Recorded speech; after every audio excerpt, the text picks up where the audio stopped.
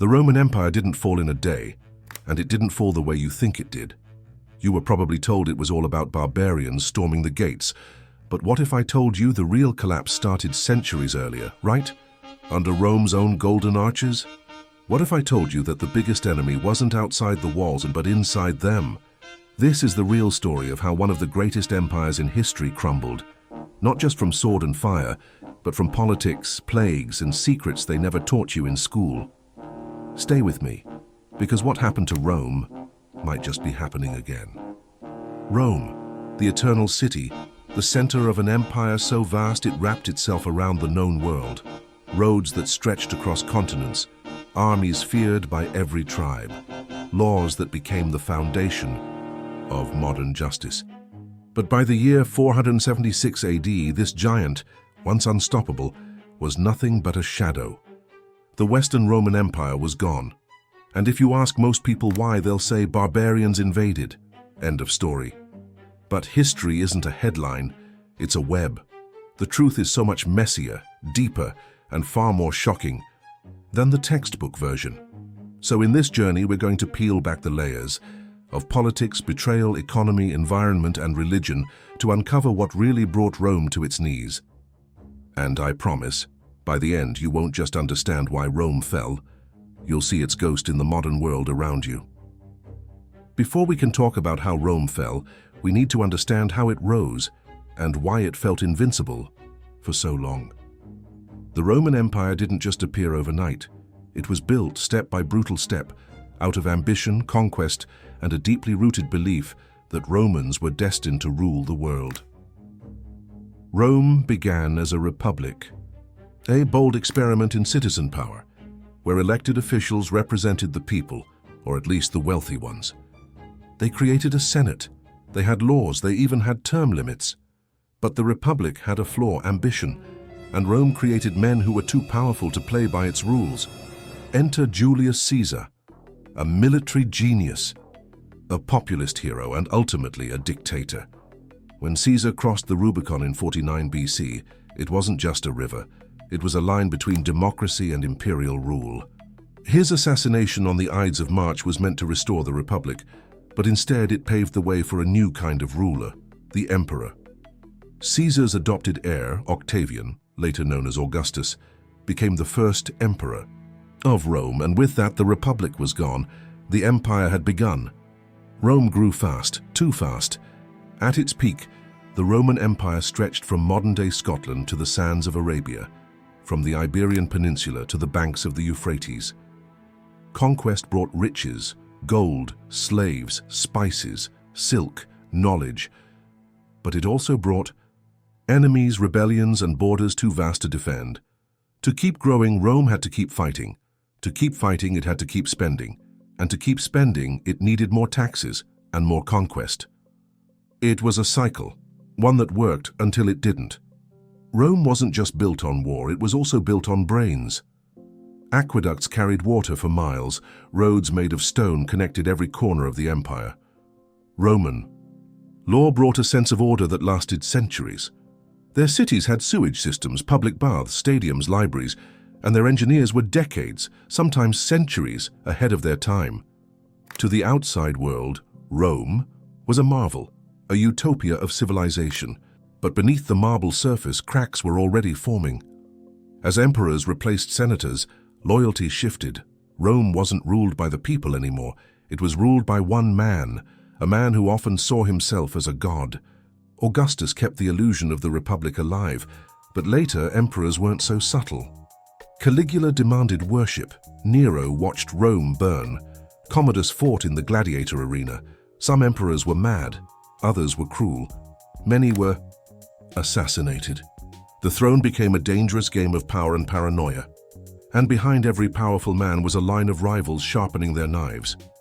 In the next chapter, we'll see how that madness, paired with Rome's size, planted the seeds of its eventual fall. Because sometimes the stronger you grow, the easier you are to crack from within. Coming up, what went wrong behind the scenes of the mighty empire, the moral rot, the growing gap between rich and poor, and the fatal decisions no one dared to reverse. The Roman Empire may have looked strong on the outside, But beneath the marble columns and golden coins, it was starting to rot. This rot wasn't caused by enemies. It was caused by Rome itself, its people, its leaders, its system. And the signs were all there if anyone had dared to look. The Roman Senate, the beating heart of Roman governance, was no longer a noble council. It had become a playground for the rich and powerful. Bribes became more powerful than ballots. Positions were bought, not earned. Decisions were made not for the people, but for personal gain. When a new emperor took power, executions of former officials weren't rare. They were expected. Political survival often depended on betrayal. Rome's elite no longer governed. They schemed. And the empire became a palace of shadows, where knives were drawn in whispers. Rome thrived on slavery. At its height, nearly 1/3 of the population was enslaved. But even free citizens found themselves crushed under the weight of poverty. As wealth poured into the empire, it didn't trickle down, it pooled at the top. Giant estates replaced small farms.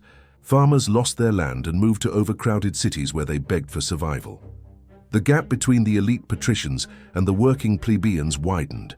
Rome became a tale of two cities, one feasting, the other starving. To pacify the masses, emperors handed out free grain and staged gladiator games. Bread and circuses, a distraction from despair. But you can't distract people forever, and a city fed on spectacle is starving for substance. Rome's army, once its greatest strength, was changing. The legions that once marched in perfect discipline were now filled with mercenaries, foreign recruits, and men with little loyalty to Rome itself. To secure borders and expand influence, emperors began offering land, money, even citizenship to non-Roman fighters, especially Germanic tribesmen. These were the very people Rome once called barbarians. And now they were not just inside the gates, they were wearing Roman armor. This wasn't integration, it was desperation. Between 235 and 284 AD, Rome saw over 20 emperors rise and fall. Most were assassinated. Some ruled for only months. This was the crisis of the 3rd century, a time of chaos, economic collapse, and constant war. General after general declared himself emperor. Armies fought each other instead of Rome's enemies. Provinces broke away. Inflation soared. The people suffered. The Roman world wasn't just cracking, it was shattering. And with every passing year, the illusion of Roman invincibility became harder to maintain. Rome's size, once its greatest glory, became its deadliest burden. Defending thousands of miles of borders, managing dozens of provinces, and keeping communication flowing across continents, it all became impossible. In 285 AD, Emperor Diocletian made a bold move. He split the empire in two, east and west. 2 emperors, 2 courts, 2 Romes. It was supposed to save the empire, instead it divided it. The east, richer, more stable, would become Byzantium. The west, it was headed for disaster. So here was Rome at the edge, politically corrupt, economically broken, socially divided, and militarily weak. The empire had conquered the world, but it was losing itself. And the barbarians? They hadn't even shown up yet. Coming up, the true role of the so-called barbarians and why they weren't the bloodthirsty villains history made them out to be. History paints the fall of Rome as a story of barbarian invasion, but that's only half the truth, and the half they teach in school doesn't tell you what really happened. The barbarians, Visigoths, Vandals, Huns, were not mindless savages who tore down civilization. In many cases, they were refugees, displaced families, former allies, even Roman citizens by legal right. The real collapse was far more human and far more tragic. The term barbarian was Roman shorthand for anyone who wasn't Roman or Greek. But this lumped together wildly different cultures, tribes with complex social structures, religions, and even treaties with Rome. The Goths were among the most significant. They had been Roman allies. Many had converted to Christianity. They fought in Roman armies. Their leader, Alaric, had once commanded Roman troops, but Rome never truly accepted them. It used them. And when those tribes needed protection from the brutal advance of the Huns, Rome made promises and broke them. The result? Resentment turned to rebellion. In 376 AD, thousands of Goths sought asylum within Roman borders, fleeing Attila the Hun's terrifying warpath. Rome agreed, on paper. But local officials extorted them. Families were sold into slavery. Children starved in refugee camps. Rome took in a people and then crushed them under its boot. The Goths rebelled. In 378 AD, at the Battle of Adrianople, Gothic forces slaughtered a Roman army and killed Emperor Valens. It was the first time a Roman emperor died in battle against barbarians in nearly 800 years. Rome had trained the enemy, fed the enemy, betrayed the enemy, and now it was paying the price. In 410 AD, Alaric the Goth entered the Eternal City. Rome hadn't been sacked in 800 years. The world gasped, but Alaric didn't raze it to the ground. He looted, yes, but he spared churches, he showed restraint. It wasn't vengeance, it was desperation. Alaric didn't want to destroy Rome, he wanted it to acknowledge his people. But Rome wouldn't share power, wouldn't adapt, so it fell. The sack wasn't just about treasure, it was about pride. The idea that Rome was untouchable, that its walls, its gods, its empire would last forever, died that day. After Alaric came others. The Vandals crossed from Spain to North Africa and captured Carthage, Rome's grain basket. They would later sack Rome in 455 AD. The Huns, led by Attila, stormed through Gaul and Italy, only stopping short of Rome after meeting Pope Leo I at the gates. The Ostrogoths took Italy itself. But here's the twist.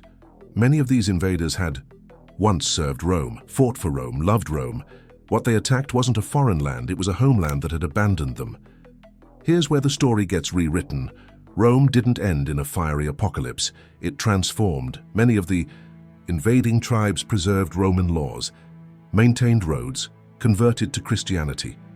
In many ways, they saw themselves as Roman heirs, not destroyers. The idea of Rome lived on in Byzantium, in the Holy Roman Empire, in Catholic tradition. But the West, the Rome of marble forums and senatorial robes, was gone. Not because it was invaded, but because it refused to evolve. So no, barbarians didn't destroy Rome. Rome imploded and the people we call barbarians simply walked through the cracks. Next, what Rome could have done to survive, the choices it made that sealed its fate, and why history might have played out differently if Rome had chosen another path.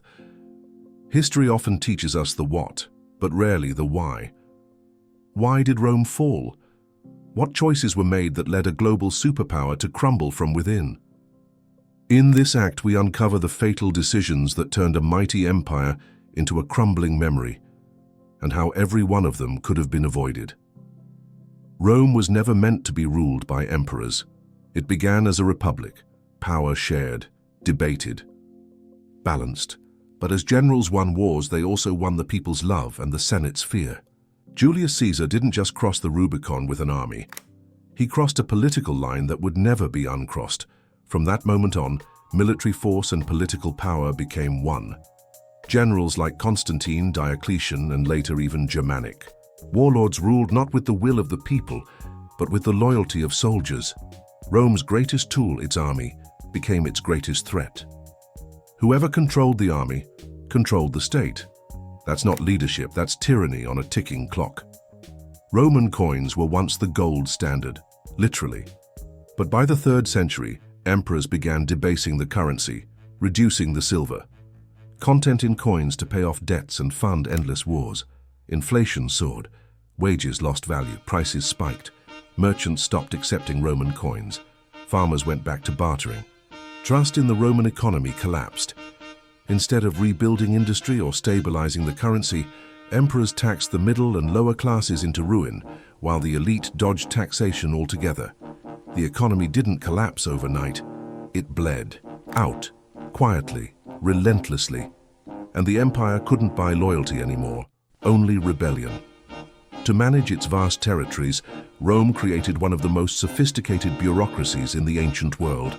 But by the 4th century, the bureaucracy had become bloated and corrupt. Entire classes of citizens were created just to fill government offices, jobs that existed not to serve the public, but to keep the system spinning. Paperwork increased, red tape multiplied. Innovation died.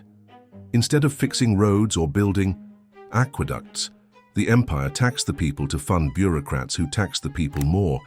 Rome was not ruled by emperors anymore, but by accountants and clerks who knew how to keep themselves in power, not the empire.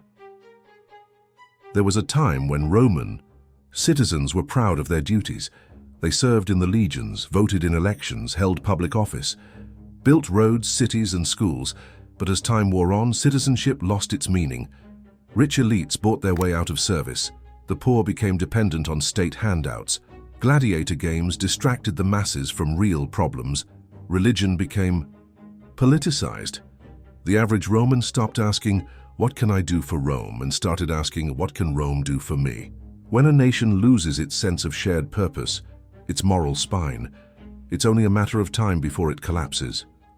Diocletian's division of the empire into East and West made sense logistically, but it shattered the idea of a united Rome.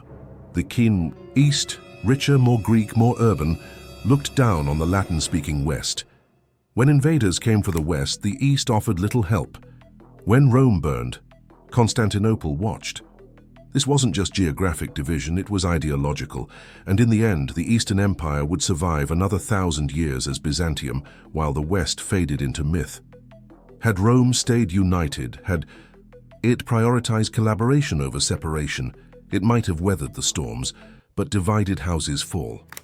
So yes, barbarian invasions played a role, but Rome had already signed its own death warrant long before the first axe hit the gate. And perhaps the most tragic part, it didn't have to end this way. Up next, what we can learn from Rome's fall today, and why this ancient collapse still matters more than ever.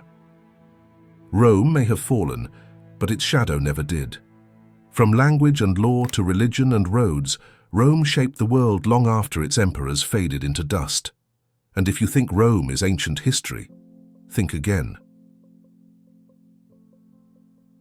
When the Western Roman Empire collapsed in 476 AD, it didn't vanish. It splintered. Germanic kingdoms emerged from the rubble. The Ostrogoths ruled Italy. The Franks rose in Gaul. The Visigoths settled in Spain. These weren't random tribes. They were forged in Rome's image. Many adopted Roman customs, laws, even Latin itself, the concept of kingship, the rule of law, the infrastructure of cities, all inherited from the empire they once helped bring down. Rome didn't disappear. It simply took off its imperial robes and put on a new disguise: medieval Europe. Rome's roads were its arteries, connecting 50,000 miles of empire from Britain to Syria. Built to last, many of them still exist today. Their legacy shaped the infrastructure of Europe. Trade routes, military supply lines, pilgrimage paths, postal systems, even our modern highways echo their precision. The idea of global connectivity. Rome did it first. Much of Western legal tradition stems from Roman law. The 12 Tables, the idea of innocent until proven guilty, the right to a trial, civil codes. Even Napoleon's legal system was inspired by Rome's corpus juris civilis, a codification compiled in the Eastern Roman Empire centuries after the West fell. When Rome fell, its laws didn't die. They became the foundation of modern governance. Perhaps Rome's most lasting legacy is spiritual. The Roman Empire may have persecuted Christians in its early days, but by the 4th century, it had embraced Christianity as the state religion. And when the Western Empire collapsed, the Church remained. Popes stepped into the power vacuum left by emperors. Cathedrals rose where senates had crumbled. Faith became the glue that held post-Roman Europe together. In many ways, the Roman Catholic Church was the Roman Empire reborn, just with robes instead of armor. Even in death, Rome inspired dreams of resurrection. Charlemagne was crowned Emperor of the Romans in 800 AD. The Holy Roman Empire emerged centuries later, an attempt to revive the glory of Caesar and Augustus. The Renaissance? A rebirth of Roman art, architecture, and philosophy. The United States Senate, Roman in name and structure, Washington, D.C.'s domes and columns, straight out of a Roman playbook. Rome didn't vanish, it transcended. Latin, the language of Rome, became the parent of Italian, Spanish, French, Portuguese, and Romanian. Its phrases still echo in courts and classrooms, etc. Pro bono. Veni, vidi, vici. Rome's influence stretches across philosophy, education, public speaking, and storytelling. Even the myths, Romulus and Remus, Caesar and Brutus, Nero and his fiddle, still capture imaginations.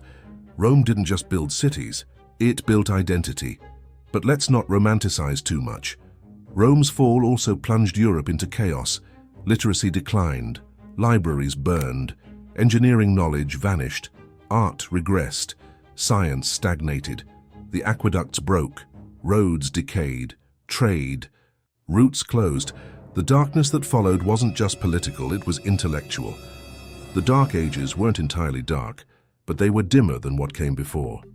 1,000 years passed before some of Rome's advances were rediscovered, and in that time, humanity had to relearn what it once knew. So yes, Rome fell. But its spirit never left. It shaped the very world we walk through today. But now comes the twist, the part where Rome's story stops being history and starts becoming a mirror. Coming up. Could what happened to Rome happen again? What lessons does its fall offer us today, and are we listening? Rome fell over 1,500 years ago. But what if it never really left? What if we're walking the same road, brick by ancient brick?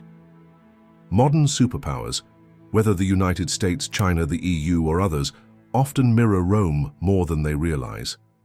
Military stretched thin across the globe, infrastructure decaying while defense budgets balloon, political infighting that paralyzes progress, massive wealth gaps between elites and the working class, a distracted public more focused on entertainment than civic duty. Sound familiar? We look back on Rome and shake our heads, but maybe we're looking into a mirror and don't want to admit what we see. Rome's fall wasn't a surprise to historians. It was a slow decline, a gradual erosion of values, governance, and common sense.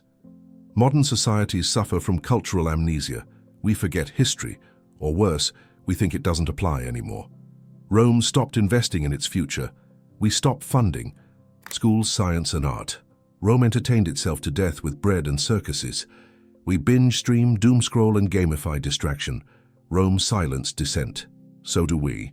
With algorithms, echo chambers, and outrage cycles, history repeats itself, not because it has to, but because we let it.